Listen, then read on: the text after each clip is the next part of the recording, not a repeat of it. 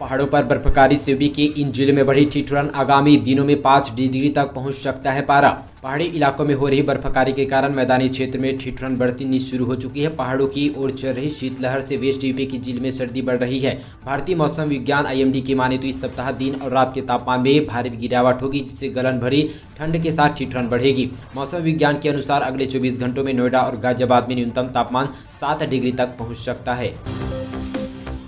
High tension line की चपेट में आए भाई को तड़पता देख बचाने पहुंची बहन, दोनों की मौत से मचा कोहराम। मुजफ्फरपुर के गांव हुर्जर हेड़ी का रहने वाला 20 वर्षीय युवक प्रदीप अपने घर की छत पर पानी की टंकी का पाइप साफ कर रहा था। इसी बीच टंकी का लोहे के पाइप के साथ यहां पे 11,000 की हाईटेंशन विद्युत लाइन की चपेट में आ गया। प्रदीप 18 वर्षीय की बहन पिंकी ने जब भाई को तड़पते देख बचाने के लिए दौड़ पड़ी तो बेरहमी बिजली ने भाई के साथ साथ उनकी जान बचाने पहुंची बहन की भी जान ले ली। मनचाहे जिलों में तैनाती पाएंगे बेसिक शिक्षा के अध्यापक, हाईकोर्ट ने दिए आदेश। बेसिक शिक्षा परिषद के 68,500 सहायक अध्यापक भर्ती के दूसरे चरण में चयनित लगभग 6,000 से अधिक अभ्यर्थी को मनचाहे जिलों पर तैनाती दी जाएगी। सुप्रीम कोर्ट के आदेश के बाद बेसिक शिक्षा विभाग के प्रमुख सचिव दीपक कुमार, विभाग के निर्देशक और साथ ही परिषद के सचिव को अभ्यर्थियों ने पुनः तैनाती विकल्प को लेकर मनचाही जगह पर तैनाती देने के निर्देश दिए गए। किसान महापंचायत में राकेश टिकैत बोले, न सरकार हारी और न हम जीते। दरअसल आपको बता दें कि यहाँ पे किसान आंदोलन की समाप्ति के बाद रविवार को कैराना में हुई किसान महापंचायत में राकेश टिकैत ने भव्य स्वागत किया गया। इस दौरान राकेश टिकैत मंच में कहा कि न सरकार हारी और न हम जीते, केवल समझौते के आधार पर आंदोलन स्थगित हुआ। इस दौरान उन्होंने एक बार फिर से सरकार पर तंज कसते हुए कहा कि उत्तर प्रदेश में बिजली महंगी है और हरियाणा में सस्ती। मेरठ SSP का नया आदेश, अगले आदेश तक बंद रहेगा यह बाजार। दरअसल SSP प्रभार चौधरी ने सोतीसगंज बाजार को बंद करने का आदेश दिया है। इस आदेश के बाद सोतीसगंज व्यापार मंडल के 11 पदाधिकारी और 20 से 25 व्यापारी को शनिवार शाम सदर थाने पर बुलाया गया। इन लोगों को बताया कि सोतीसगंज मार्केट की दुकानों अगले आदेश तक बंद रखेंगे। इन लोगों को बताया कि पुलिस की ओर से सभी दुकानें मालिकों को नोटिस दिया जा रहा है। दो दुकानों के सामने के संबंध में रिकॉर्ड पुलिस थाने में साथ ही जमा करना होगा और इसके बाद अनुमति लेकर ही दुकानें खोली जा सकेगी। जनता का विश्वास जीतने को बीजेपी ने बनाया खास प्लान, इन 6 जिलों में निकालेगी जन विकास यात्रा।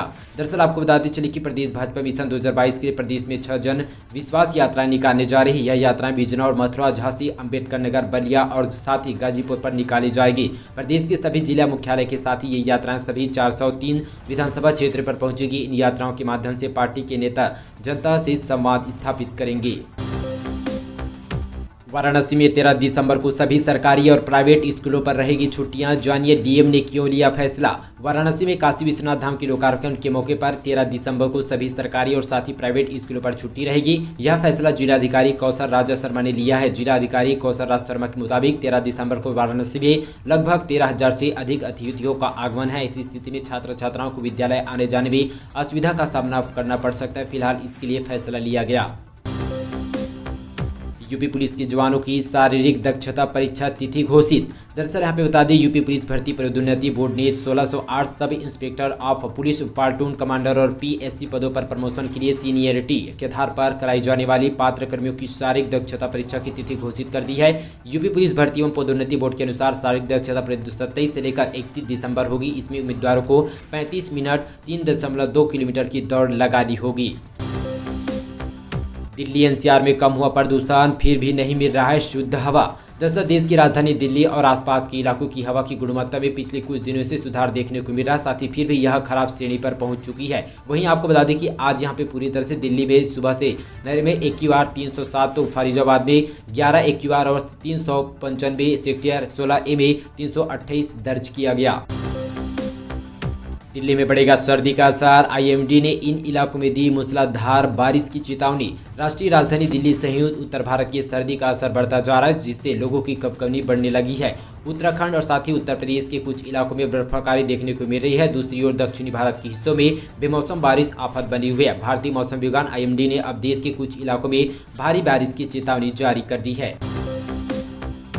चंडीगढ़ का चंडीगढ़, कर्नाटक और आंध्र प्रदेश में मिले ओमिक्रॉन के नए केस। देश में कुल मामले बढ़कर 36। कोरोना का नया ओमिक्रॉन वेरिएंट ने दुनिया के कई देशों में हड़कंप मचा दी है। भारत में अब यहां पे नए ओमिक्रॉन की बढ़ती लगातार संख्या बढ़ती जा रही है।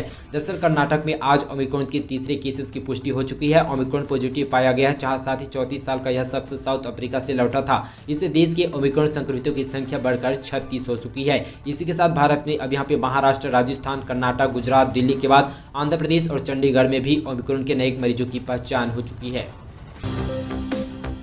महंगाई हटाओ और रैली में बोली प्रियंका गांधी, हमारे बेटों के हत्यारों के साथ मंच साझा करते हैं पीएम मोदी। दरअसल राजस्थान की राजधानी जयपुर में आयोजित कांग्रेस महंगाई हटाओ और महारैली में रविवार को पार्टी महासचिव प्रियंका गांधी ने केंद्र सरकार पर जमकर हमला बोला। उन्होंने कहा कि ऐसे लोगों से मिलकर आई हूं जिनके परिजनों को इस सरकार की मंत्री कैबिनेट ने कचूला है। साथ ही उनका कहना था कि हमारे बेटों के हत्यारों के साथ पीएम मंच साझा करते हैं और हमारे पर्यटन प्रधानमंत्री यहाँ पे अपने आवास से 10 किलोमीटर दूर किसानों से मिलने तक नहीं गए।